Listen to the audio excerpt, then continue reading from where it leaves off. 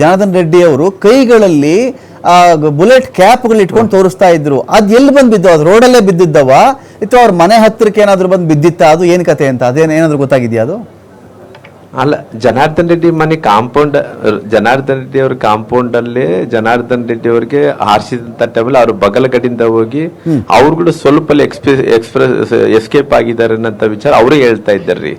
ನಮಗೇನ್ ಗೊತ್ತಿಲ್ರಿ. ಅವರು ಎಸ್ಕೇಪ್ ಆದಂತ ಟೈಮಲ್ಲಿ ಆ ಗುಂಡುಗಳು ಗಾಡಿಗೆ ಹೊಡೆದು ಬಿದ್ದಿರೋದು ಅವೆಲ್ಲ ತಗೊಂಡು ಕಲೆಕ್ಷನ್ ಅವರೇ ಮಾಡ್ಕೊಂಡಾರ್ರಿ. ಓಕೆ ಓಕೆ ಅಂದ್ರೆ ಈಗ ಅಂದ್ರೆ ಅದು ಅವ್ರ ಮನೆ ಒಳಗಡೆ ಪ್ರದೇಶಕ್ಕೂ ರೋಡ್ಗೂ ಇರೋ ಡಿಸ್ಟೆನ್ಸ್ ಎಷ್ಟಿರ್ಬೋದು ರಾಮುಲು ಅವರೇ? ನಮಗೆ ಗೊತ್ತಿಲ್ಲ. 100 ಮೀಟರ್ ಇರ್ಬೋದಾ?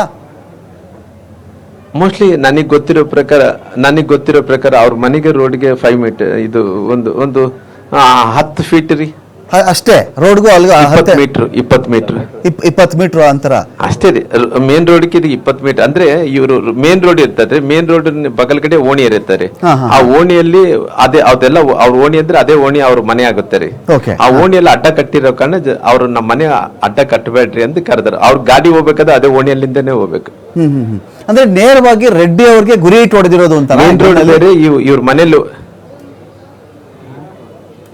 ಅಲ್ಲ, ಅವ್ರು ರೆಡ್ಡಿ ಅವ್ರಿಗೆ ಗುರಿಟ್ಟು ಹೊಡೆದಿದ್ರೆ ನೇರವಾಗಿ ಅವ್ರಿಗೆ ಸೂಟ್ ಆಗ್ತಿತ್ತು. ಅವ್ರು ಏನನ್ನ ಮಿಸ್ಫೈರ್ ಆಗಿದ್ದಾನೋ ಅವ್ರಿಗೆ ನೇರವಾಗಿ ಹೊಡೆದ್ರು. ಅವ್ರಿಗಂತೂ ಹೊಡೆದಿರೋದು ನನಗೆ ನೇರವಾಗಿ ಹೊಡೆಯಂತ ಪ್ರಯತ್ನ ಅಂದ್ರಿಗಿನ ಅದು ನಮಗೆ ಬೀಳೋದು ತಪ್ಪಿಸ್ಕೊಂಡಾರಂತ ನೋಡ್ರಿ. ಆ ಹಿಂದೆಗಡೆ ಟೊಪ್ಪಿ ಏನಿದೆ, ಟೊಪ್ಪಿ ಸಿಕ್ಕಿದೆ ನೋಡ್ರಿ. ಓಕೆ, ಇನ್ನೊಂದು ರಾಮುಲು ಅವರೇ ಕೇಳ್ಬಿಡ್ತೀನಿ.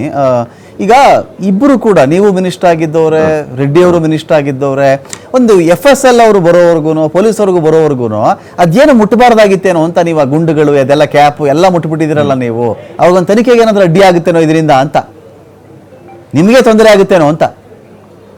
ಅಲ್ಲ, ಆ ದೇಹದಲ್ಲಿ ಹೋದಂತ ನೋಡ್ರಿ 2 ತರ ಬುಲೆಟ್ ನೆನ್ಪಿಡ್ಕೊಂಬಿಡ್ರಿ. ಯಾವತ್ತಿದ್ರು ಕೂಡ ಪ್ರೊಹಿಬಿಟೆಡ್ ಪಿಸ್ತೂಲ್ಗಳು, ನಾನ್ ಪ್ರೊಹಿಬಿಟೆಡ್ ಪಿಸ್ತೂಲ್ಗಳು ಅಂತ ಇರ್ತಾರೆ. ಪಿಸ್ತೂಲ್ಗಳು, ರಿವಾಲ್ವರ್ ಯಾರಿಗೆ ಕೊಡ್ತಾರೆ? ಯಾರನ್ನ ಖಾಸಗಿ ವ್ಯಕ್ತಿಗಳು ನಮ್ಮಂತ ಮನೆಯವ್ರು ಕೇಳ್ತೀವಿ ಅವ್ರಿಗೆ ಕೊಡ್ತಾರ. ನಾನ್ ಪ್ರೊಹಿಬಿಟೆಡ್ ಪಿಸ್ತೂಲ್ಗಳು ಬಂದು ಅದು ಬೇರೆ ಯಾರಿಗೋ, ಅಂದ್ರೆ ಈ ಸೆಕ್ಯೂರಿಟಿ ಗಾರ್ಡ್ಗಳು ಇವ್ರಿಗೆ ಕೊಡ್ತಾರ. ಅವ್ರು ಇವಾಗ ಗುಂಡು ಹಾರಿರಂತದ್ದು ಸಣ್ಣ ಬುಲೆಟ್ ಹಾರಿದಾವ. ಸಣ್ಣ ಬುಲೆಟ್ ಹಾರಿದ ಅಂದ್ರೆ ಆ ಸತೀಶ್ ರೆಡ್ಡಿ ಹಾರಿಸಿರ್ತಾನೋ. ಇಲ್ಲಿದ್ರೆ ಕೆಲವು ಮಂದಿ ಬಾಡಿ ಗಾರ್ಡ್ಗಳು, ಖಾಸಗಿ ಬಾಡಿ ಗಾರ್ಡ್ಗಳು ಅವ್ರು ಕೂಡ ರಿವಾಲ್ವರ್ ಇಟ್ಕೊಂಡು ಅಡ್ಡಾಡ್ತಾ ಇದಾರೆ. ಪಿಸ್ತೂಲ್ ಬೇರೆ, ರಿವಾಲ್ವರ್ ಬೇರೆ. ರಿವಾಲ್ವರ್ ಅಂದ್ರೆ ಅದು ರೌಂಡ್ ತಿರುಗ್ತಾನೆ ಇರ್ತಾರೆ. ಯಾರಾಗಾರ ಒಂದ್ಸಲ ಫೈರ್ ಆದ್ರೆ ರವರ ತಿರುಗ್ತಾನೆ ಇರ್ತದೆ. ಹಂಗಾಗಿ ಅವರು ಅದೆಲ್ಲ ಕೂಡ ಅದು ಬೇರೆ ರೀ. ಆ ದೇಹದಲ್ಲಿ ಹೋದಂತ ರಿವಾಲ್ವರ್ ಏನಿದೆನೋ ಅದು ಬೇರೆ, FSL ಇರೋದು ಅದು ಬೇರೆ, ಇದು ಬೇರೆ.